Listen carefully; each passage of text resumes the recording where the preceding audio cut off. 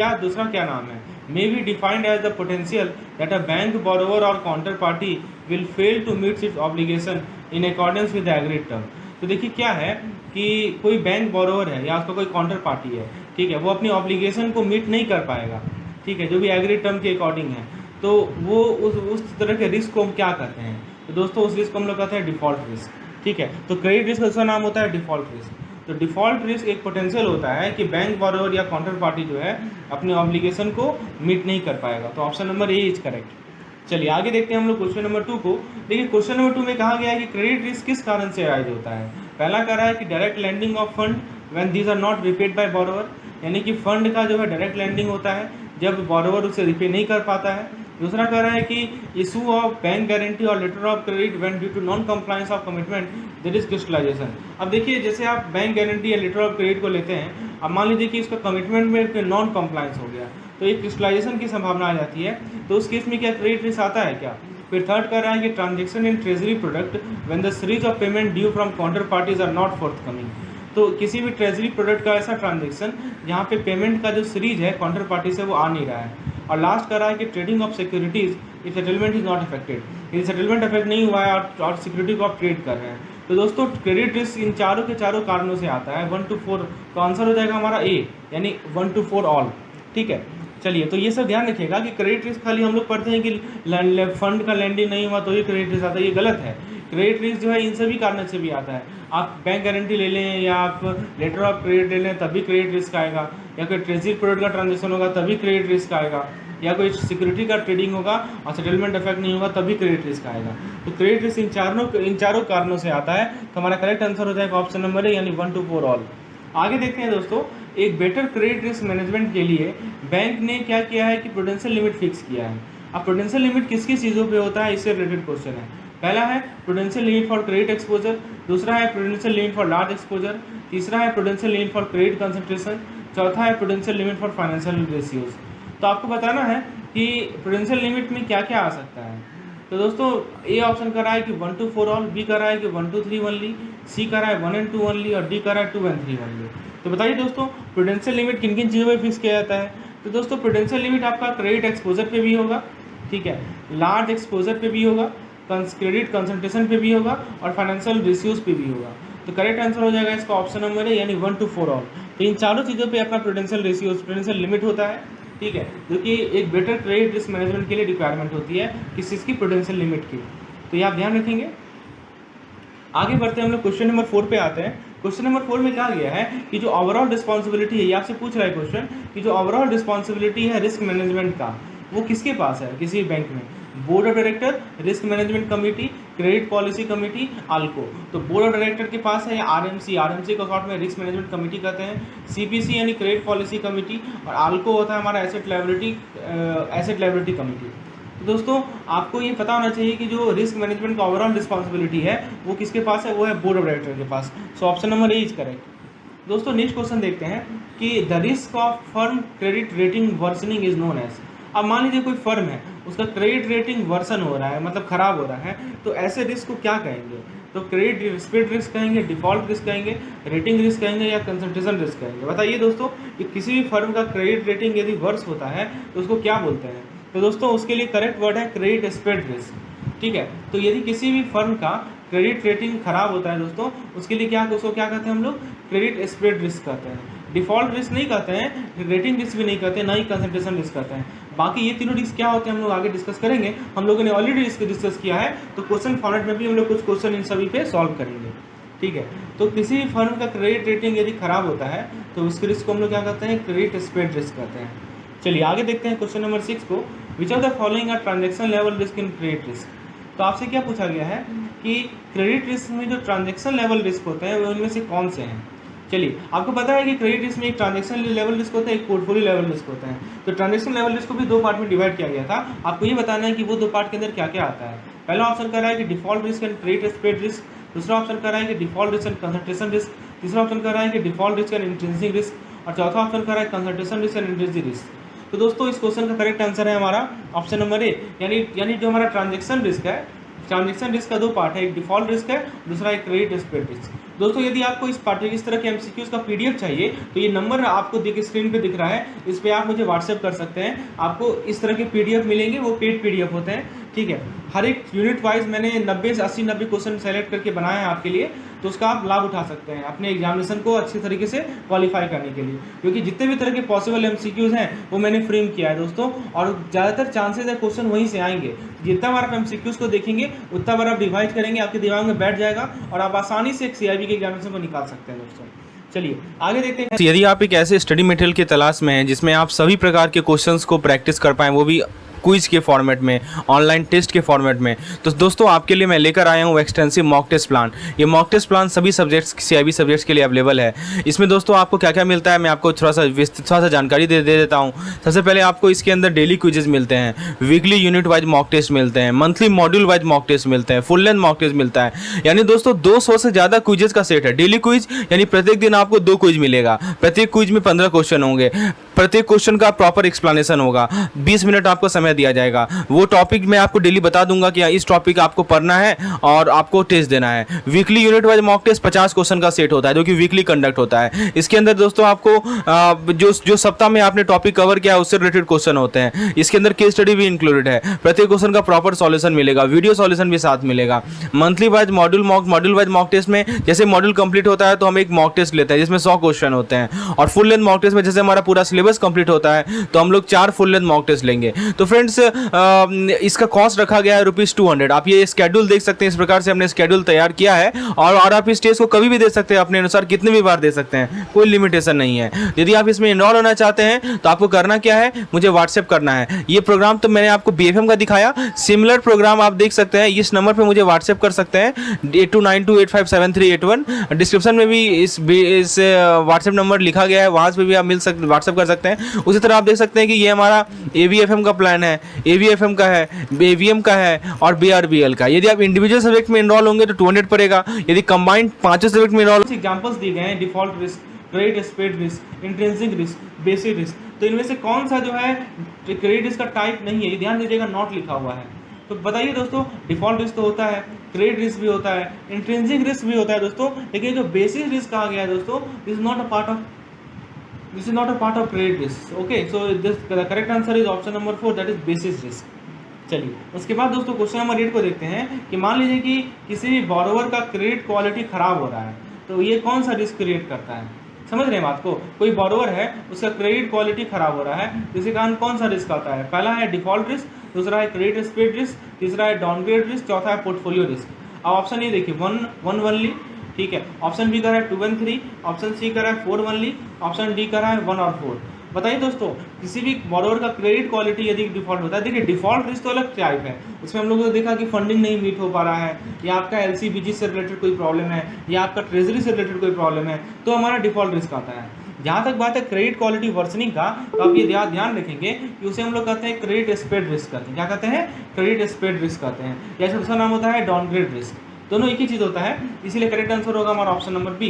तो याद रखिएगा कि जो हमारा क्रेडिट रिस्क है उसको जो ट्रांजैक्शन लेवल पे जो 2 पार्ट में डिवाइड किया गया है, मैंने आपको बताया था कि ट्रांजैक्शन लेवल पे जो 2 पार्ट में डिवाइड किया गया है उसमें कौन सा 2 पार्ट है, एक डिफॉल्ट है, एक क्रेडिट स्प्रेड है। डिफॉल्ट रिस्क मैंने समझा दिया, क्रेडिट स्प्रेड रिस्क तब होता है कि जब किसी बोरोवर का क्रेडिट क्वालिटी वर्सन हो रहा है तो उस कारण से क्रेडिट स्प्रेड रिस्क आता है, और उसी को दूसरा नाम है डाउनग्रेड रिस्क।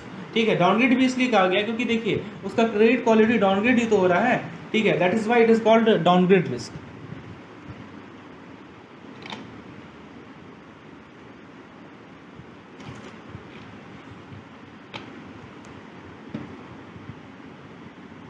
आगे देखते हैं दोस्तों, मैंने आपको बताया था कि क्रेडिट रिस्क को दो बेसिस पे क्लासिफाई कर सकते हैं, एक तो ट्रांजैक्शन लेवल पे और एक पोर्टफोलियो लेवल पे। अब आप क्वेश्चन देख सकते हैं कि जो क्रेडिट रिस्क का पोर्टफोलियो लेवल है उस बेसिस पे पोर्टफोलियो रिस्क का क्या क्या कंपोनेंट्स होता है।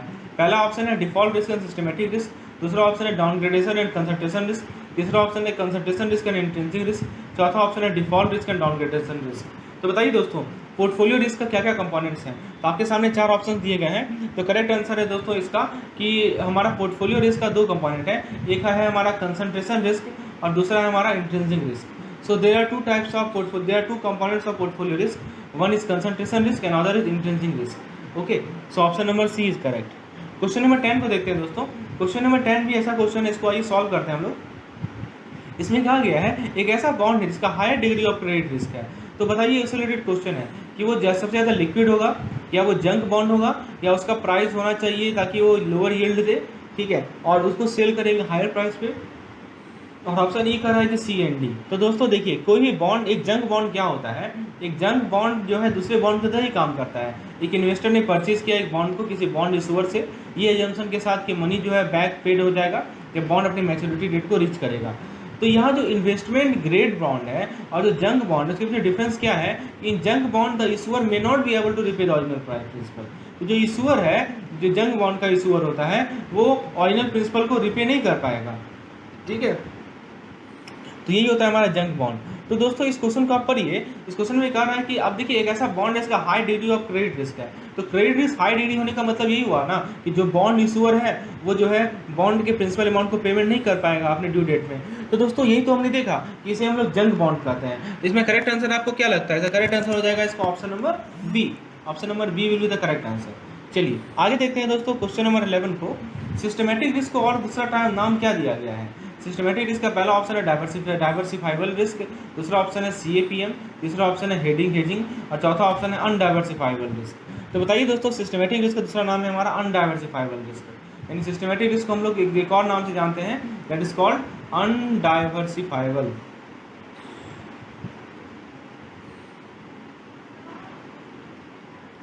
ठीक है, तो ये ध्यान रखिएगा, सिस्टमेटिक रिस्क को हम लोग अनडाइवर्सिफाइबल रिस्क भी कहते हैं। So option number 4 is correct. चलिए आगे देखते हैं हम लोग क्वेश्चन नंबर 12 को। Which of the following risk may occur at portfolio level in addition to transaction level. तो दोस्तों आपको ये बताना है कि इनमें से कौन सा रिस्क जो है पोर्टफोलियो लेवल पे होता है ट्रांजेक्शन लेवल के अलावा, मतलब दोनों लेवल पे होता है, ट्रांजेक्शन पे भी होता है और पोर्टफोलियो पे भी होता है। Credit risk, market risk, operational risk, all of this. तो दोस्तों करेक्ट आंसर इसका ऑल ऑफ दिस। यानी ये जो चारों तरह के जो रिस्क हैं, ठीक है, ये जो चारों तरह के रिस्क हैं आपका, चाहे क्रेडिट रिस्क हो, मार्केट रिस्क हो, ऑपरेशनल रिस्क हो, या ये तीनों तरह के रिस्क जो हैं वो दोनों लेवल पे होते हैं। या तो आपका पोर्टफोलियो लेवल पे भी होगा और प्लस कहाँ पे होगा, आपका ट्रांजैक्शन लेवल पे भी होगा, ठीक है। इन दोनों लेवल पे होते हैं ये तीनों तरह का risk, either credit risk, market risk and operation risk. चलिए आगे देखते हैं। Credit risk can occur at option A transaction level, option B portfolio level, option C none of the above, option D both A and B. तो credit risk दोनों level पे होता है दोस्तों। हमने देखा है कि क्रेडिट रिस्क ट्रांजैक्शन लेवल पे भी होता है और पोर्टफोलियो लेवल पे भी होता है। So option number D is correct. आगे देखते हैं क्वेश्चन नंबर 14 को। Concentration risk is a type of, option A liquidity risk, B operational risk, C market risk, D credit risk. तो कंसंट्रेशन रिस्क किसका टाइप है? बताइए दोस्तों, कंसंट्रेशन रिस्क किसका टाइप है? तो कंसंट्रेशन रिस्क हमारा क्रेडिट रिस्क का एक टाइप है, ठीक है। So option number D will be correct. Concentration risk किसका टाइप है दोस्तों? Type of credit risk. आगे देखते हैं दोस्तों क्वेश्चन नंबर 15 को। जब पोर्टफोलियो डाइवर्सिफाइड नहीं होता है तो कैसा रिस्क होता है? तो systematic, concentration, intrinsic and default. A का रहा है 1 और 2, बी का रहा है 2, 1 and 3 और डी का रहा है 3 and 4। तो दोस्तों देखिए, जब हमारा कंसंट्रेशन डाइवर्सिफाई नहीं होगा, जब डाइवर्सिफाई होता है तो वो सिस्टमेटिक होता है, और जब नॉन डाइवर्सिफाई होता है दोस्तों तो उस केस में हम लोग उसे कंसंट्रेशन रिस्क कहते हैं, ठीक है। तो हमारा करेक्ट आंसर होगा इसका ऑप्शन नंबर बी, यानी कि कंसंट्रेशन रिस्क। तो जो पोर्टफोलियो डाइवर्सिफाइबल नहीं होता है that is called as concentration risk. Okay, so option number B is correct. Let us move to the question number 16। क्वेश्चन नंबर 16 में कहा गया है कि कौन सा रिस्क है जिसको अवॉइड किया जा सकता है प्रॉपर डाइवर्सिफिकेशन से, यानी किस रिस्क को आप डाइवर्सिफिकेशन से अवॉइड कर सकते हो? पोर्टफोलियो रिस्क को, सिस्टमेटिक रिस्क को, अनसिस्टमेटिक रिस्क को, या टोटल रिस्क को? तो दोस्तों करेक्ट आंसर है इसका पोर्टफोलियो रिस्क को, यानी कि पोर्टफोलियो रिस्क को आप प्रॉपर डाइवर्सिफिकेशन से क्या कर सकते हो? अवॉइड कर सकते हो। तो option number A is correct. चलिए आगे देखते हैं। इंट्रिंसिक रिस्क किससे एसोसिएटेड है? ऑप्शन ए कर रहा है क्रेडिट पोर्टफोलियो से, ऑप्शन बी कर रहा है प्रत्येक क्रेडिट ट्रांजेक्शन से, ऑप्शन सी कर रहा है इकोनॉमी से, और ऑप्शन डी कर रहा है नन ऑफ दिस। तो दोस्तों इंट्रिंसिक रिस्क किससे एसोसिएटेड है? तो वो इंट्रिंसिक रिस्क एसोसिएटेड होता है हमारा क्रेडिट पोर्टफोलियो से। सो option number A is correct. Intrinsic risk is associated with credit portfolio. So option number A is correct. अब देखिए क्वेश्चन 18 है, इनमें से कौन सा रिस्क जो है वो इकोनॉमी से एसोसिएटेड है? पहला है डिफॉल्ट रिस्क, दूसरा है इंट्रिंसिक रिस्क, तीसरा है इंटरेस्ट रेट रिस्क और चौथा है काउंटर पार्टी रिस्क। तो दोस्तों जो रिस्क हमारा इकोनॉमी से रिलेटेड है उसका नाम है दोस्तों counter party risk. That risk is known as counter party risk, ठीक है। Which of the following risk is associated with economy? That counter party risk is associated with economy. So option number D is correct. Next question number 19 है, क्या indication है, क्या indicator है कि borrower default करेगा? पहला इंक्रीजिंग क्रेडिट स्प्रेड रिस्क, दूसरा downgrade of credit rating. अब देखिए डिफॉल्ट करेगा इसका क्या इंडिकेशन है? पहला करा है ओनली वन, बी करा है ओनली टू, सी करा है आइदर वन और टू, और डी करा है बोथ वन एंड टू। तो देखिए दोस्तों, यदि बोरोवर डिफॉल्ट करेगा, इसका गुड इंडिकेशन है आपका कि इसका क्रेडिट रेटिंग डाउनग्रेड हो रहा है। ठीक है, तो option number B is correct, only two. आगे देखते हैं, इन जब कोई कॉन्ट्रैक्ट मार्क टू मार्केट होता है, इसमें ऑप्शन ए कर रहा है कि one of the parties to the contract default, यानी एक पार्टी ने डिफॉल्ट कर दिया। बी कर रहा है कि margin account of the contract holder is adjusted to reflect changes in price in underlying market. C कर रहा है the holder engage in arbitrage between the underlying market and future market. D कर रहा है कि the contract is reverse. E कर रहा है delivery of the underlying asset offer. तो दोस्तों, जब भी हमारा कॉन्ट्रैक्ट मार्क टू मार्केट होता है, तो उस केस में जो मार्जिन अकाउंट होता है कॉन्ट्रैक्ट होल्डर का, उसको एडजस्ट किया जाता है कि वो चेंजेस को रिफ्लेक्ट करे अंडरलाइंग मार्केट के प्राइसेस में। So option number B is correct. Option number B क्या होगा यहाँ पे हमारा? करेक्ट होगा। आगे देखते हैं 21 नंबर क्वेश्चन, कि यदि पोर्टफोलियो रिस्क फुल्ली डाइवर्सिफाइड है, ठीक है, तो पोर्टफोलियो रिस्क में कैसा रिस्क होता है? तो मैंने बताया है कि दोस्तों कि पोर्टफोलियो रिस्क को आप डाइवर्सिफाई कर सकते हो फुल, तो उसमें कैसा रिस्क आता है दोस्तों? उसमें आता है सिस्टमेटिक रिस्क आता है। ठीक है, तो फुल्ली डाइवर्सिफिकेशन के कारण कैसा रिस्क आता है हमारा? सिस्टमेटिक रिस्क आता है। If a portfolio risk is fully diversified, it gets systematic risk. आगे देखते हैं दोस्तों, और यदि वो नॉन मतलब अनडाइवर्सिफाइड होगा, डाइवर्सिफिकेशन नहीं होगा, तो उस केस में कंसंट्रेशन रिस्क आता है। आगे देखते हैं question number 22, what are two methods by which credit rating can be measured by? तो क्रेडिट रेटिंग को कैसे मेजर कर सकते हैं? तो पहला है क्रेडिट रिस्क को कैसे मेजर कर सकते हैं? तो दोस्तों, पहला है क्रेडिट रेटिंग और दूसरा है quantifying of risk through estimated loan loss. तो दोस्तों, ये दोनों का दोनों मेथड्स है हमारे पास, यानी बोथ 1 एंड 2। ठीक है, यानी क्रेडिट रेटिंग को यदि मेजर करना है, तो क्रेडिट रिस्क को मेजर करना है, तो या तो क्रेडिट रेटिंग का हेल्प ले लीजिए, या आप रिस्क को क्वांटिफाई कर लीजिए एस्टिमेटेड लोन लॉस से। सो option number D is correct. Sorry, either one और टू, नॉट बोथ वन और टू, यानी दोनों में से कोई एक है ना। ठीक है, ऐसा नहीं कि दोनों की रिक्वायरमेंट है, आइदर वन और टू इज करेक्ट। या तो आप क्रेडिट रेटिंग से कर लीजिए, नहीं तो आप क्वांटिफाई कर लीजिए, that's why either is correct. आगे देखते हैं, credit rating is a system of, पहला ऑप्शन कर रहा है मिटिगेटिंग रिस्क, दूसरा ऑप्शन कर रहा है माइग्रेटिंग रिस्क, तीसरा ऑप्शन कर रहा है मेजरिंग रिस्क, चौथा ऑप्शन कर रहा है क्रेडिट अप्रेजल। तो क्रेडिट रेटिंग किस का सिस्टम है? तो क्रेडिट रेटिंग दोस्तों सिस्टम है हमारा मेजरिंग रिस्क। तो क्रेडिट रेटिंग से आप क्या करते हैं? रिस्क को मेजर करते हैं। तो option number C is correct. ठीक है, आगे 24 नंबर क्वेश्चन देखते हैं। आपको यदि कैपेबिलिटी डेवलप करना है कि आप एक्टिवली मैनेज कर सके क्रेडिट पोर्टफोलियो को, तो आपके पास क्या होना चाहिए? पहला, एक क्रेडिट रेटिंग मॉडल होना चाहिए। ठीक है, दूसरा, आप क्या करें? नेसेसरी डाटा को डेवलप करें और मेंटेन करें। नेसेसरी डाटा किस पे? Default of borrower rating category wise, यानी रेटिंग माइग्रेशन पे। तो बताइए दोस्तों, यदि आपको एक कैपेबिलिटी डेवलप करनी है कि आप क्रेडिट पोर्टफोलियो को मैनेज कर सकें, तो आपके पास क्या होना चाहिए? पहला कह रहा है क्रेडिट रेटिंग मॉडल होना चाहिए, और दूसरा कह रहा है कि रेटिंग माइग्रेशन का डाटा होना चाहिए। अब बताइए, ऑप्शन कह रहा है कि दोनों चाहिए, दोनों की रिक्वायरमेंट है। बी कह रहा है केवल 1 की रिक्वायरमेंट है, सी कह रहा है केवल 2 की रिक्वायरमेंट है, और डी कह रहा है कि किसी की रिक्वायरमेंट नहीं है। तो दोस्तों, इसमें करेक्ट आंसर है ऑप्शन ए, यानी बोथ 1 एंड 2 आर रिक्वायर्ड। ठीक है, आपको क्या करना है कि क्रेडिट रेटिंग मॉडल भी होना चाहिए और दोस्तों रेटिंग माइग्रेशन भी होना चाहिए। ठीक है, तो both of these two things are required in order to develop a capability to actively manage a credit portfolio. So option number A is correct. आगे देखते हैं दोस्तों, 25 नंबर क्वेश्चन है, the credit rating model differentiate the borrower based on degree of stability in terms of. तो देखिए क्या कह रहा है कि आपका जो क्रेडिट रेटिंग मॉडल है वो बोरोवर को डिफरेंशिएट करता है डिग्री ऑफ स्टेबिलिटी के बेसिस पे। किसके टर्म में? पहला है ऑप्शन रेगुलर कस्टमर बेस, दूसरा है पेंडिंग कस्टमर बेस, तीसरा है आपका stable top line bottom line, और चौथा है ऑल ऑफ द अबव। तो दोस्तों, क्रेडिट रेटिंग मॉडल जो डिफरेंशिएट करता है बोरोवर को, वो किसके बेसिस पे करता है? वो stable top line and stable bottom line के बेसिस पे, यानी option number C is correct. Next question है, credit rating model seeks to differentiate borrower based on their financial strength, differentiate borrower based on their past performance, differentiate borrower's credit worthiness, differentiate borrower based on degree of stability in revenue generation। तो credit rating model क्या करता है दोस्तों? Borrowers को differentiate करता है किसके basis पे? Based on their degree of stability in revenue generation, यानी option number D is correct. कितना वो स्टेबल है रेवेन्यू जनरेशन में, उसके बेसिस पर बोरोवर को क्या करता है? डिफरेंशिएट करता है। कौन? Credit rating model. So option number D is correct. आगे देखते हैं, the change in rating of a borrower over a period of time when rated on the same standard और मॉडल इज कॉल्ड।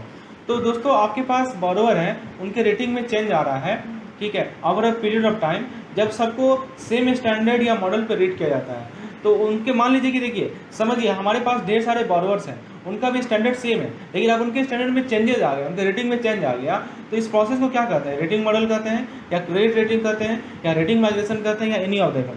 तो दोस्तों, इसको हम लोग कहते हैं रेटिंग मॉडल। दोस्तों, करेक्ट आंसर इसका ऑप्शन नंबर सी होगा, that is not called rating model, that is called I think credit migration. Option number C is correct, not option number A. इसको मैं सही कर देता हूँ, इसका करेक्ट आंसर है दोस्तों ऑप्शन नंबर सी। आगे देखते हैं, कोई बैंक है उसने एक सिक्योरिटी होल्ड किया, जिसका सिक्योरिटी दिया हुआ है दोस्तों आपको A+, ठीक है, इसका रेटिंग दिया हुआ है सिक्योरिटी का, क्या रेटिंग दिया हुआ है, A+ दिया हुआ है। अब दोस्तों रेटिंग A हो गया, तो कैसा रिस्क बैंक फेस कर रही है, credit risk, operational risk, market risk और मार्केट लिक्विडेशन रिस्क। तो दोस्तों इस केस में बैंक फेस कर रही है क्रेडिट रिस्क, सिंपल सी बात है, हमने ऊपर डिस्कशन किया है, रेटिंग माइग्रेशन एक टाइप होता है।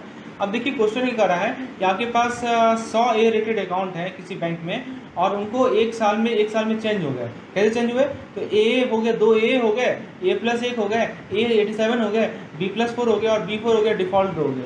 तो कितने अकाउंट ने यहाँ पे रेटिंग माइग्रेशन फेस किया है और कितने अकाउंट में रेटिंग माइग्रेशन एडवर्स है। तो दोस्तों बताइए कितने अकाउंट ने रेटिंग माइग्रेशन फेस किया है, बताइए। तो देखिए दोस्तों, पहले A थे, अब हो गया AA, तो इसने फेस किया, इसने फेस किया, इसने नहीं फेस किया, इसने फेस किया, इसने फेस किया, इसने फेस किया, यानी 2 1 3 3 4 7 7 4 11 11 तो 13 अकाउंट ने रेटिंग माइग्रेशन फेस किया है। और किसमें कितने अकाउंट में रेटिंग माइग्रेशन एडवर्स है। तो दोस्तों एडवर्स वाला कौन सा है, तो जिससे आपका A से नीचे आ जाए वही एडवर्स कहलाएगा ना। तो 4 4 और 2 यानी कि 10, ठीक है, तो 10 आपका एडवर्स है। तो दोस्तों इसमें करेक्ट आंसर होगा 13 और 10, यानी option number A is correct.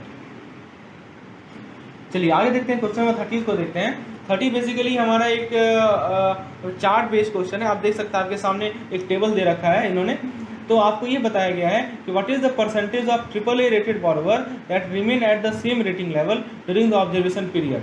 तो देखिए बताइए दोस्तों, आप इस चार्ट को देखिए, बताइए कि कितने परसेंटेज है AAA रेटेड बॉरोवर के जो कि सेम लेवल सेम रेटिंग पे रहे ऑब्जर्वेशन पीरियड में। आइए इसे सॉल्व करते हैं। तो दोस्तों देखिए 31/3/2010 को देखिए, 31 मार्च 2010 में हमारे पास 70 अकाउंट थे AAA रेटेड, थे ना, यहाँ देखिए 70 अकाउंट है। अच्छा, और दोस्तों 31 मार्च 2009 को देखिए 100 अकाउंट AAA रेटेड थे, हैं, ठीक है। तो कितने परसेंटेज AAA रेटेड हैं, तो सिंपल सी बात है, 100 में से 70 ही तो है, यानी 70% है। तो option number A is correct, समझ में आया। चलिए तो इसमें आंसर होगा ऑप्शन नंबर ए। 32 नंबर क्वेश्चन है, कितने, अब देखिए वहाँ परसेंटेज पूछा था और यहाँ पे नंबर पूछ रहा है, तो कितने AAA रेटेड ऑब्जर्वेशन अकाउंट है इन एंड ऑफ पीरियड में। तो वो तो आप देख सकते हैं कि एंड ऑफ 31/3/31/3/2010, तो AAA रेटेड अकाउंट कितने हो गए। देखिए AAA रेटेड अकाउंट कितने हैं, तो AAA रेटेड अकाउंट देखिए कितने हैं, 70 और प्लस यहाँ पे 10 है ना, तो 80 अकाउंट्स आर AAA रेटेड। आगे देखते हैं, what is the percentage of migration of borrower from A and BBB category to default category. तो दोस्तों देखिए 2009 में A और BBB कैटेगरी में देखिए कितने हैं, तो A में है हमारे 2009 में 200 और BBB में है 400, ठीक है। अब 2010 में देख लीजिए A और BBB में कितने हैं, आइए इसे सॉल्व करते हैं दोस्तों। तो देखिए 2009 में एक तो 200 है और 31 दिन में कितना माइग्रेट, पहले A कैटेगरी का फिर BB कैटेगरी का, ठीक है। तो दोस्तों देखिए A कैटेगरी का यदि बात करें तो 200 अकाउंट थे हमारे 31/3/2009 को, और 4 अकाउंट माइग्रेट कर गए, ठीक है, 31/3/2010 को कितने अकाउंट माइग्रेट करके 4 अकाउंट। तो परसेंटेज ऑफ माइग्रेशन निकाल लीजिए। दूसरी तरफ BBB कैटेगरी का निकाल लीजिए। 31/3/2009 को 400 अकाउंट थे और 80 अकाउंट माइग्रेट करके डिफॉल्ट कैटेगरी में, तो आप परसेंटेज यहाँ भी निकाल सकते हैं, 20% होगा। इसमें होगा आंसर 2% और 20%, यानी बी नंबर आंसर सही होगा। आगे देखते हैं क्या परसेंटेज माइग्रेशन है लोन अकाउंट का C rated to default category. तो C रेटेड में कितने थे वो देख लीजिए, और उसमें से कितने डिफॉल्ट में चले गए वो देख लीजिए। तो C में 60 थे और डिफॉल्ट में चले गए 10, ठीक है। तो 10 60 का कितना परसेंट है वो निकाल लीजिए, समझ में आया। तो इस प्रकार से आप आंसर को कैलकुलेट कर सकते हैं। चलिए आगे दोस्तों हम लोग देखते हैं कि A कैटेगरी का परसेंटेज माइग्रेशन कितना है। तो 31/3/2009 को 100 अकाउंट थे और 31/3/2010 को 14 अकाउंट माइग्रेट हो गए, तो परसेंटेज माइग्रेशन कितना हो गया, 14% हो गया। चलिए तो दोस्तों आप देखिए नेक्स्ट क्वेश्चन है, what is the percentage of BBB rated category account that did not change their category during the observation period. यानी कितने BBB रेटेड अकाउंट थे जो कि BBB ही रहे लास्ट तक, ये आपको बताना है। तो दोस्तों देखिए ये इसका भी आंसर देख सकते हैं, और A कैटेगरी कितना है। तो इस प्रकार से हम लोगों ने इस केस स्टडी को सॉल्व किया। अब अगला क्वेश्चन है, एक ऐसा रेटिंग मॉडल जो कि एक्चुअरियल कैलकुलेशन पे बेस्ड है, किस पे, expected and unexpected losses from default known as ultimate Z score model, credit matrix risk model, credit risk plus model, none of this. तो दोस्तों जो rating model actuarial calculation of expected and unexpected losses पे based है उसे हम लोग कहते हैं क्रेडिट रिस्क प्लस मॉडल, यानी option number C is correct. आगे देखते हैं इनमें से कौन सा क्रेडिट रेटिंग मॉडल है जिसको इंटरनेशनल एक्सेप्टेंस मिला है। पहला है अल्टीमेट जेड स्कोर, दूसरा है JP मॉर्गन क्रेडिट मैट्रिक्स, तीसरा है Credit Suisse credit risk plus, चौथा है स्टैंडर्ड पुअर से स्टैंडर्ड प्लस। तो जिसको इंटरनेशनल एक्सेप्टेंस मिला है ये पूछा गया है आपसे। तो अब ए कह रहा है कि 1 to 4 ऑल, बी कह रहा है 1 to 3 ओनली, सी कह रहा है 1 and 2 ओनली, डी कह रहा है 2 and 3 ओनली। तो दोस्तों इसमें करेक्ट आंसर है इसका ऑप्शन नंबर बी, यानी कि अल्टीमेट जेड स्कोर को, फिर जेपी मॉर्गन वाले क्रेडिट मैट्रिक्स को और क्रेडिट रिस्क के क्रेडिट रिस्क प्लस को, इन तीनों को इंटरनेशनल एक्सेप्टेंस मिला है, यानी कि option number B is correct. चलिए आगे देखते हैं। एक रेटिंग मॉडल है जो कि फाइनेंशियल रेशियो को कंबाइन करता है using reported accounting instruction and equality values to forecast the probability of company entering bankruptcy within 12 month period. तो इस मॉडल को क्या करते हैं, मतलब कि देखिए वो क्या करता है कि 12 महीना के समय के अंदर वो फाइनेंशियल रेशियो को कंबाइन करेगा किसके द्वारा, reported accounting instruction and equality values to forecast the probability of company entering bankruptcy within 12 month. इसको क्या कहते हैं, अल्टीमेट जेड स्कोर कहते हैं, या क्रेडिट मैट्रिक्स मॉडल कहते हैं, या क्रेडिट रिस्क मॉडल कहते हैं, या इनमें से कुछ नहीं कहते हैं। तो दोस्तों इसको हम लोग कहते हैं अल्टीमेट जेड स्कोर मॉडल। ठीक है, ये जो मॉडल है दोस्तों, इसमें हम लोग लास्ट 12 महीने के फोरकास्टिंग करते हैं probability of company entering bankruptcy, that is called as ultimate Z score model. So option number A is correct. आगे देखते हैं इनमें से कौन सा ट्रू है क्रेडिट मैट्रिक्स के रिगार्डिंग। तो क्रेडिट मैट्रिक्स मॉडल होता है हमारा, उसके रिगार्डिंग कौन सा स्टेटमेंट सही है ये पूछा गया है। पहला, the volatility is computed by tracking the probability that the borrower might migrate from one rating to another. दूसरा, estimated economic capital for credit risk under RAROC framework. C, both A and B, D none of this. तो आपको बताना है कि credit matrix के regarding कौन सा statement true है। ठीक है, यानी कि वोलेटिलिटी को आप कंप्यूट करते हैं प्रोबेबिलिटी को ट्रैक करते हुए, that the borrower might migrate from one rating to another, estimates economic capital for credit risk under RAROC framework. तो दोस्तों क्रेडिट मैट्रिक्स के रिगार्डिंग ये दोनों स्टेटमेंट हमारे सही हैं। ठीक है, कि वोलेटिलिटी को कैसे कंप्यूट किया जाता है और एस्टिमेट क्या करता है, economic capital for credit risk under RAROC framework. So option number C is correct, both A and B. आगे देखते हैं 43 नंबर क्वेश्चन। दोस्तों ये स्पेलिंग यहाँ मिस्टेक हो गया है, पोर्टफोलियो यहाँ पे प्रोफोलियो लिखा गया है, ये होगा। तो risk of a portfolio with over exposure in steel sector will be. तो किसी भी पोर्टफोलियो का कोई रिस्क जहाँ पे स्टील सेक्टर में ओवर एक्सपोजर है उसे क्या कहते हैं। पहला, more than systematic risk, equal to intrinsic risk, less than intrinsic risk, D none of this. ठीक है, तो दोस्तों इसमें करेक्ट आंसर होगा exposure of bank to the metal sector will delay the asset recovery cycle as the steel price have collapsed globally. देखिए steel का जो price है वो ग्लोबली घट गया है और बैंक का एक्सपोजर यदि मेटल सेक्टर को होगा तो उसके कारण क्या होगा, जो एसेट रिकवरी साइकिल है वो आपका घट जाएगा। तो इस कारण से क्या होगा कि रिस्क जो होगा वो ज़्यादा होगा सिस्टमेटिक रिस्क से। सो option number A is correct. 44 number question है, इन द कॉन्टेक्स्ट ऑफ, यहाँ पे आई छूट गया है, in the context of credit appraisal process grid means, grid का क्या मतलब है, multi tiered credit approving system, a committee is set up for the purpose of approving credit, the network of MIS that support credit sanction process, and D is none of the above. तो दोस्तों credit appraisal के context में देखा जाए तो grid का मतलब है दोस्तों, ग्रिड का मतलब एक ऐसा कमिटी जो कि सेटअप किया गया है किस पर्पज से, आप क्रेडिट को अप्रूव करने की पर्पज से यदि आप कमिटी को सेट कर रहे हैं तो उसको आप ग्रिड कहते हैं। So option number B is correct. आगे देखते हैं 45 नंबर क्वेश्चन, क्या पर्पज है ग्रिड का in context of credit appraisal. पहला, multi tier credit approving system, a committee setup for the purpose of approving credit, the network of MIS that support credit sanction process, and D none of the above. तो दोस्तों grid का function ही है कि आप एक committee को set कर रहे हो ताकि आप जो है क्रेडिट को अप्रूव कर सको। So option number B will be correct है। ओके, आगे देखते हैं द मॉडल डेवलप बाय, देखिए जेपी मॉर्गन ने जो जो मॉडल डेवलप किया गया है जेपी मॉर्गन के द्वारा, ठीक है, उससे रिलेटेड क्वेश्चन है। तो ये क्वेश्चन क्या कर रहा है कि जेपी मॉर्गन का मॉडल क्या नाम दिया गया है जिसे आप क्रेडिट रिस्क को इवैल्यूएट करते हो, credit matrix, credit risk, credit map, ultimate Z score. तो जेपी मॉर्गन के जो मॉडल है उसको हम लोग कहते हैं दोस्तों क्रेडिट मैट्रिक्स। क्या कहते हैं दोस्तों उसको हम लोग, that is known as credit matrix. So option number A is correct. आगे देखते हैं question number 47, better credit risk management के लिए बैंक ने प्रूडेंशियल लिमिट दिया है, तो हमने देखा था पहले भी। तो प्रूडेंशियल लिमिट चारों पे है, लार्ज क्रेडिट एक्सपोजर पे भी है, लार्ज एक्सपोजर पे भी है, क्रेडिट कंसंट्रेशन पे भी है और फाइनेंशियल रेशियो पे भी है। So option number A is correct. आगे देखते हैं क्वेश्चन नंबर 48, LRM यानी लोन रिव्यू मैकेनिज्म एक इफेक्टिव टूल है जिसे आप कॉन्स्टेंटली इवैल्यूएट कर सकते हैं। पहला, क्वालिटी ऑफ लोन बुक, दूसरा qualitative improvement in credit administration, तीसरा बोथ ए एंड बी, चौथा नन ऑफ दिस। तो LRM से आप क्या इवैल्यूएट करते हैं दोस्तों, तो LRM से दोस्तों आप इवैल्यूएट करते हैं लोन बुक के क्वालिटी को, यानी ऑप्शन ए तो होगा। और दोस्तों उसके अलावा आप क्या करते हैं कि अपने क्रेडिट एडमिनिस्ट्रेशन में एक इंप्रूवमेंट भी लाते हैं, यानी ये दोनों चीज़ का दोनों काम करते हैं, यानी option number C will be correct. That is the motion, that is the use of LRM। LRM का यही काम है कि आप कॉन्स्टेंटली इवैल्यूएट करते हैं लोन बुक के क्वालिटी को और आप क्रेडिट एडमिनिस्ट्रेशन में इंप्रूवमेंट भी लाते हैं। So option number C is correct. आगे देखते हैं question number 49, the credit risk management process should be articulated in the bank through तो ये जो क्रेडिट रिस्क का मैनेजमेंट प्रोसेस होता है उसको बैंक में आर्टिकुलेट किया जाता है किसके थ्रू? पहला, loan policy duly approve by the board, दूसरा sanction process of the bank, तीसरा financial power to the credit committee, चौथा नन ऑफ दिस। तो दोस्तों ये कहा गया है कि जो क्रेडिट रिस्क मैनेजमेंट प्रोसेस है वो बैंक में आर्टिकुलेट होता है किसके द्वारा?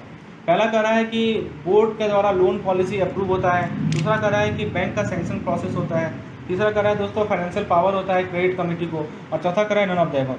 दोस्तों इसका करेक्ट आंसर है loan policy duly approve by the board. तो ये क्रेडिट रिस्क मैनेजमेंट प्रोसेस जो है बैंक में आता है loan policy duly approve by the board के द्वारा। सो option number A is correct. आगे देखते हैं क्वेश्चन नंबर 50। जो रिस्क रेटिंग सिस्टम है उसको ड्रॉ किया जाता है स्ट्रक्चर मैनर में। इसके अंदर क्या क्या आता है दोस्तों रिस्क रेटिंग सिस्टम के अंदर? Financial analysis, projection and sensitivity, industrial and management risk, all of the above. तो रिस्क रेटिंग सिस्टम में क्या क्या आता है? तो हमारा सब कुछ आता है दोस्तों, इसमें सभी के सभी आते हैं। हमारा फाइनेंशियल एनालिसिस भी आएगा, उसके बाद प्रोजेक्शन एंड सेंसिटिविटी भी आएगा, उसके बाद इंडस्ट्रियल एंड मैनेजमेंट रिस्क भी आएगा, यानी all of this will be incorporated under risk rating system. चलिए आगे देखते हैं 51 नंबर क्वेश्चन। जो लोन रिव्यू है वो किस पे फोकस करेगा? पहला अप्रूवल प्रोसेस पे, दूसरा accuracy and timeliness of credit rating assigned by loan officer, तीसरा adherence to internal policy and procedure and applicable laws and regulations, D all of the above. तो लोन रिव्यू दोस्तों किस पे focus करेगा? सभी पे फोकस करेगा। लोन रिव्यू में अप्रूवल प्रोसेस होगा, ठीक है, फिर आपका क्रेडिट रेटिंग का एक्यूरेसी और टाइमलीनेस होगा जो कि लोन ऑफिसर असाइन करेंगे, उसके बाद जो इंटरनल पॉलिसीज और प्रोसीड्यूर है उससे एडहेरेंस होगा, यानी ये तीनों के तीनों हमारे लोन रिव्यूज के अंदर आते हैं। So option number D is correct. आगे देखते हैं क्वेश्चन नंबर 52 कि बैंक का जो लोन पॉलिसी डॉक्यूमेंट है उसके अंदर क्या होता है, उसके अंदर क्या आना चाहिए? पहला डेलीगेशन ऑफ पावर, दूसरा क्रेडिट अप्रेजल, तीसरा रेटिंग स्टैंडर्ड एंड बेंचमार्क, चौथा क्रेडिट स्ट्रेटजी, पांचवा loan review mechanism. Select the most appropriate option. तो बैंक का जो लोन पॉलिसी डॉक्यूमेंट है उसके अंदर क्या क्या आना चाहिए, ये क्वेश्चन है। तो दोस्तों उसके अंदर हमारा क्या आएगा? डेलीगेशन ऑफ पावर आएगा, ठीक है, डेलीगेशन ऑफ पावर आएगा दोस्तों, उसके अंदर हमारा क्रेडिट अप्रेजल आएगा, फिर रेटिंग स्टैंडर्ड एंड बेंचमार्क आएगा और लोन रिव्यू मैकेनिज्म आएगा। ये credit strategy is not a part of bank loan policy document. So option number D is incorrect, rest are correct. So option number A is correct, ठीक है, हमारा ए number option क्या है? Correct है। आगे देखते हैं जो हमारा लोन रिव्यू मैकेनिज्म का पर्पस है वो क्या इंक्लूड नहीं करता है, इससे रिलेटेड क्वेश्चन है। तो दोस्तों देखिए, पहला है insuring the proper end use of fund provided by the bank, B compliance of guidelines of RBI, C ascertaining that the business continue to run on the projected line, D detection of any deterioration in the security charge thereby reducing chances and amount of recovery। तो loan review mechanism का purpose क्या नहीं है, ठीक है। तो दोस्तों यहाँ पे इसका आंसर डी होगा। आगे देखते हैं क्रेडिट कंट्रोल एंड मॉनिटरिंग को क्या कहते हैं। तो क्रेडिट कंट्रोल मॉनिटरिंग का दूसरा नाम है दोस्तों LRM, यानी लोन रिव्यू मैकेनिज्म, ठीक है, ऑप्शन नंबर सी इसमें करेक्ट होगा। आगे देखते हैं as per the guideline at least how much credit portfolio of the banks would be subjected to loan review mechanism in a year, यानी एक साल में किसी भी बैंक का कितना credit portfolio loan review mechanism के लिए सब्जेक्ट होना चाहिए। पहला है 5 से 10%, दूसरा है 10 से 20%, तीसरा है 20 से 30% और चौथा है 30 से 40%। दोस्तों करेक्ट आंसर है इसका ऑप्शन नंबर डी, यानी 30 to 40%। यानी क्या कहा गया है कि किसी बैंक का 30 से 40% क्रेडिट पोर्टफोलियो वो लोन रिव्यू मैकेनिज्म के लिए एक साल में सब्जेक्ट होना चाहिए। So answer will be option number D, यानी 30 to 40%। आगे देखते हैं जो क्रेडिट रिस्क मिटिगेशन होता है उसके अंदर कुछ टेक्निक्स होते हैं। वो क्या करता है? आपके क्रेडिट रिस्क को रिड्यूस करता है या ट्रांसफर करता है। दोस्तों इसके ये तो करेगा ही करेगा क्योंकि क्रेडिट रिस्क को मिटिगेट कर रहा है, लेकिन इसके अलावा क्या कौन सा रिस्क को बढ़ा देता है? ऑपरेशन रिस्क को, लिक्विडिटी रिस्क को, मार्केट रिस्क को, या सभी रिस्क को। तो दोस्तों करेक्ट आंसर इसका ऑप्शन नंबर डी, यानी देखिए क्रेडिट रिस्क मिटिगेशन का जो टेक्निक है वो क्रेडिट रिस्क को तो कम करेगा ही करेगा, लेकिन इसका साइड इफेक्ट क्या होता है कि वो operation risk, liquidity risk, market risk सभी को बढ़ा देता है। आगे देखते हैं सिक्योरिटाइजेशन प्रोसेस में क्या होता है दोस्तों। पहला है सिक्योरिटाइजेशन प्रोसेस में कि जो लेंडर होता है वो पहले एसेट को सेलेक्ट करता है जिसको वो सिक्योरिटाइज करना चाह रहा है।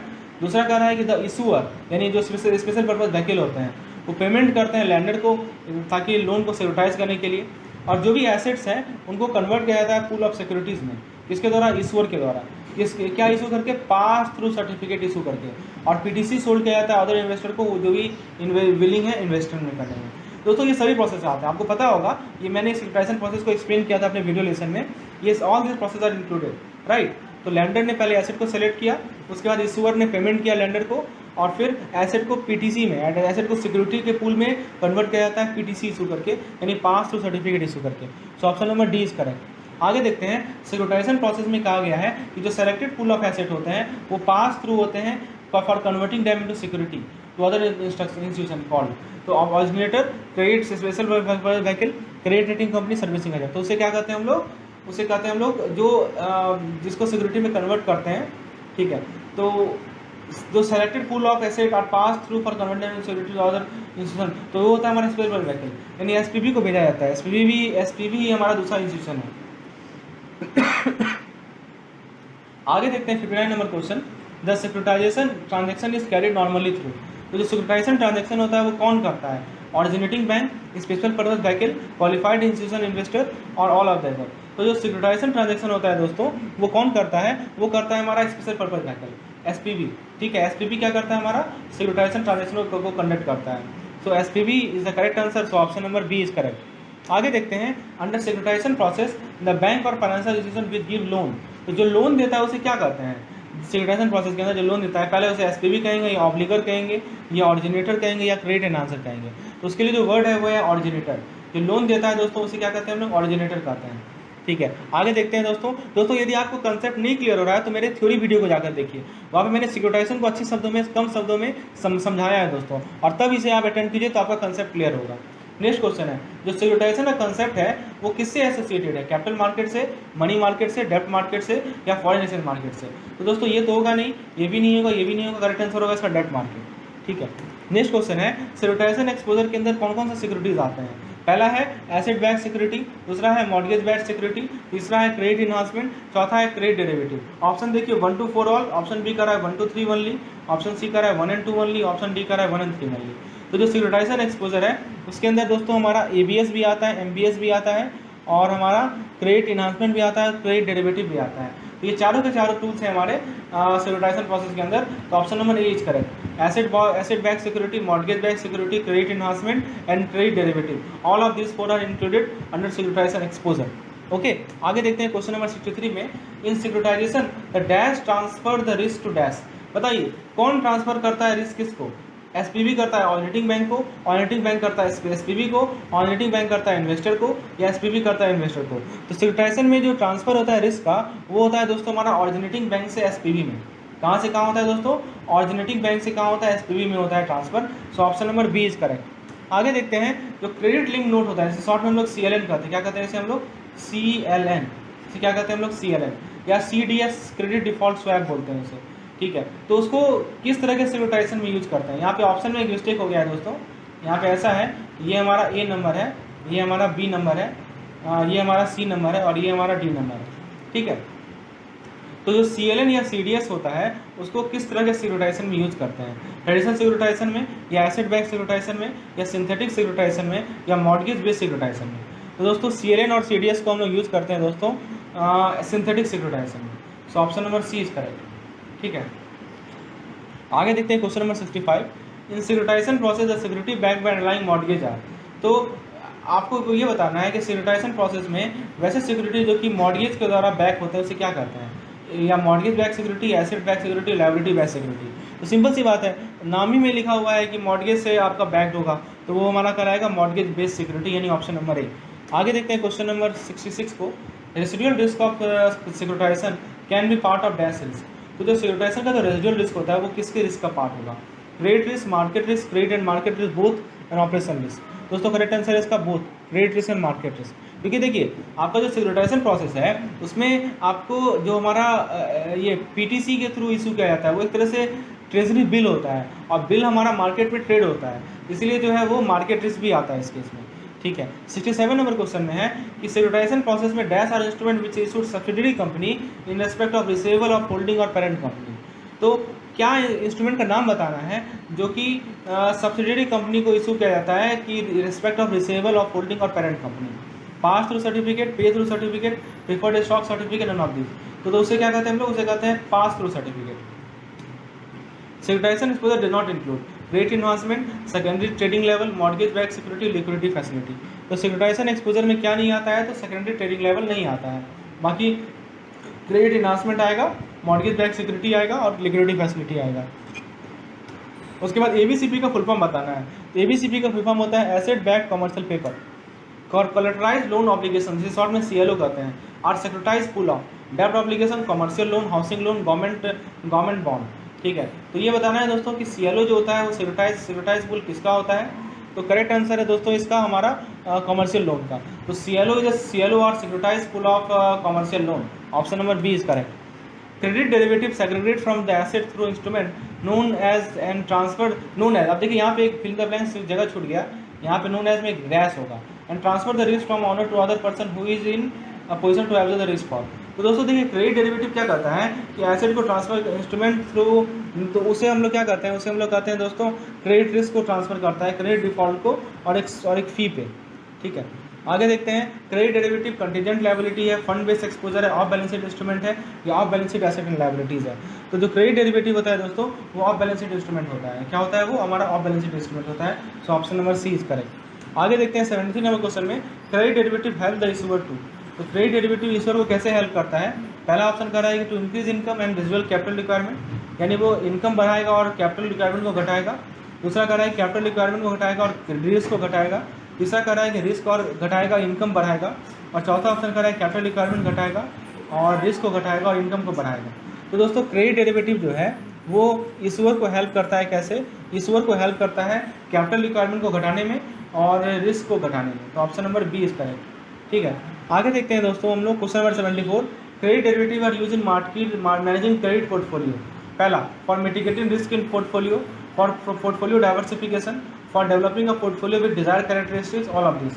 तो क्रेडिट डेरिवेटिव को आप लोग यूज करते हैं क्रेडिट पोर्टफोलियो को मैनेज करने में, किसके लिए? तो दोस्तों उसका करेक्ट आंसर है हमारा ऑल ऑफ दिस। यानी कि क्रेडिट डेरिवेटिव के जरिए आप रिस्क को मिटिगेट कर सकते हैं पोर्टफोलियो में, पोर्टफोलियो को डाइवर्सिफाई कर सकते हैं और एक ऐसा पोर्टफोलियो डेवलप कर सकते हैं इसका कैरेक्टरिस्टिक डिजायर कैरेक्टरिस्टिक्स हो, यानी all of this will be correct answer. So option number D is correct. Next question है OTC डेरिवेटिव का फुल फॉर्म क्या होता है। तो आपको पता है OTC होता है over the counter. So option number A is correct. ठीक है, OTC का फुल फॉर्म है ओवर द काउंटर। आगे देखते हैं, कोई over the counter bilateral contract है दो या दो से ज़्यादा काउंटर पार्टीज के बीच में, जिसमें ट्रांसफर ऑफ रिस्क होता है क्रेडिट एसेट या क्रेडिट पोर्टफोलियो में without necessarily transferring the underlying asset from books of the originator is called credit derivative, credit enhancement, synthetic securitization, collateral loan obligation. तो दोस्तों इसे हम लोग कहते हैं क्रेडिट डेरिवेटिव। तो क्रेडिट डेरिवेटिव बेसिकली एक over the counter bilateral contract है दो या दो काउंटर पार्टीज के बीच में, जिसमें रिस्क का ट्रांसफर होता है क्रेडिट एसेट में, क्रेडिट पोर्टफोलियो में without necessary transferring the underlying asset. Asset का ट्रांसफर नहीं हो रहा है लेकिन रिस्क का ट्रांसफर हो रहा है। कहाँ से हो रहा है? तो ऑरिजिनेटर के बुक से हो रहा है। समझ में आया? तो ये हमारा होता है क्रेडिट डेरिवेटिव। तो option number A is correct. आगे देखते हैं question number 77। Which of the following is not the purpose of protection buyer. अब देखिए प्रोटेक्शन बायर का फंक्शन पूछा गया है आपसे। देखिए दोस्तों मैंने हर एक तरह के क्वेश्चन जितने भी पॉसिबल MCQs बन सकते हैं बुक का एक एक लाइन से मैंने क्वेश्चन आपके सामने प्रस्तुत कर रहा हूँ। तो यदि लेसन पसंद आए तो एक लाइक जरूर कर दीजिएगा। तो आपसे पूछा गया है कि इनमें से कौन सा पर्पस नहीं है, या ध्यान दीजिएगा नहीं पर्पस पूछा गया है। आपको पता है कि प्रोटेक्शन बायर एक इम्पॉर्टेंट कंपोनेंट है, एक इम्पॉर्टेंट पार्ट है हमारा क्रेडिट डेरिवेटिव का। तो प्रोटेक्शन बायर का फंक्शन नहीं है, ये पूछा गया है। तो diversification of credit risk, hedging against credit risk, transfer of credit risk without transfer of credit asset, better portfolio management by reducing the concentration in market. तो दोस्तों करेक्ट आंसर है क्या कि वो कंसंट्रेशन को क्या करता है, उसको कंसंट्रेशन को मतलब नहीं है, बेटर पोर्टफोलियो मैनेजमेंट करता है। ठीक है, चलिए तो option number A, B and C are correct, D is wrong. आगे देखते हैं, credit default swap is very profitable for protection seller because. तो क्रेडिट डिफॉल्ट स्वैप जो होता है वो प्रोटेक्शन सेलर के लिए क्यों प्रॉफिटेबल है। तो पहले आप ये तो समझिए क्रेडिट डिफॉल्ट स्वैप होता क्या है। इसको समझने के लिए मैं अपना लिंक दे रहा हूँ पिछले इस पार्टिकुलर MCQs के थ्योरी वीडियो का। पहले इसको समझिए अच्छे से कि क्रेडिट डिफॉल्ट स्वैप होता क्या है, तब आप समझिएगा ना कि आगे क्रेडिट डिफॉल्ट स्वैप क्या होता है, प्रोटेक्शन सेलर कौन होते हैं, तब आप इंटर रिलेट कर पाइएगा कि आगे उसके लिए क्यों हेल्पफुल है। ऐसे देखने से थोड़ी आप कह सकते हैं कि हाँ credit default swap protection seller के लिए क्यों हेल्पफुल है। First of all you need to understand what is CDS, you need to understand what is protection seller, who is protection seller, and then you can interrelate both of them. Okay, so option A, CDs are highly leveraged. Option B, regulatory capital is not required. Option C, premium is earned without any investment. Option D, credit defaults seldom happen. दोस्तों correct answer है इसका option number C. The annual fee which the credit protection buyer is required to pay to the protection seller. देखिए जो credit protection buyer होता है ना उसको एक एनुअल फी देना पड़ता है प्रोटेक्शन सेलर को। ठीक है, कॉन्ट्रैक्ट के लेंथ में, और वो परसेंटेज होता है नोशनल अमाउंट का, उसे क्या कहते हैं, उस एनुअल फी को क्या कहते हैं। पहला ऑप्शन है क्रेडिट प्रोटेक्शन फी, दूसरा ऑप्शन है क्रेडिट डिफॉल्ट स्वैप, तीसरा ऑप्शन है क्रेडिट डिफॉल्ट स्प्रेड, चौथा ऑप्शन है क्रेडिट प्रोटेक्शन प्रीमियम। दोस्तों करेक्ट आंसर है इसका ऑप्शन नंबर डी, यानी क्रेडिट प्रोटेक्शन प्रीमियम। ठीक है, आगे देखते हैं दोस्तों नेक्स्ट क्वेश्चन। एक ट्रांजैक्शन जिसमें क्रेडिट हेजर जो कि प्रोटेक्शन बायर होता है वो एक पीरियोडिक प्रीमियम देता है इन्वेस्टर को, जो कि प्रोटेक्शन सेलर होता है, इन return for protection against the credit event. उसे क्या कहते हैं? तो दोस्तों उसके हम लोग कहते हैं, उसे हम लोग अभी हमने देखा, उसे कहते हैं CDS यानी क्रेडिट डिफॉल्ट स्वैप कहते हैं। So option number B will be correct. उसे क्या कहते हैं दोस्तों? हम लोग CDS कहते हैं। 81 नंबर क्वेश्चन है कि the dash transfer credit spread risk from the credit spread protection buyer to an investor in return for upfront from predict payment of premium. दोस्तों ये हम लोग अभी डिस्कस किया, इसे कहते हैं CDS। No, it is called credit spread option. ये जो क्रेडिट स्पेड ऑप्शन होता है दोस्तों, CDO कहते हैं, CSO बोलते हैं इसे। ये क्या करता है कि क्रेडिट स्पेड रिस्क को ट्रांसफर कर देता है प्रोटेक्शन बायर से प्रोटेक्शन सेलर को in return for upfront for predict payment. Option number D will correct. 82 number question है credit events are ISDA defined credit event and include events, pick up the odd one. तो ISDA defined event कौन कौन सा है? Bankruptcy, obligation acceleration, obligation default, non performing asset. दोस्तों देखिए, bankruptcy हमारा ISDA event है, ऑब्लिगेशन एक्सेलरेशन हमारा ISDA इवेंट है, ऑब्लिगेशन डिफॉल्ट हमारा ISDA इवेंट है, लेकिन non performing asset is not a part of ISDA event. So odd one हमारा ऑप्शन नंबर डी हो जाएगा।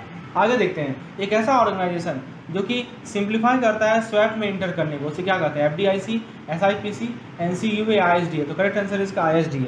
आगे देखते हैं, कोई international swap and derivative association, ISDA का फुल फॉर्म याद रखिएगा, international swap and derivative association.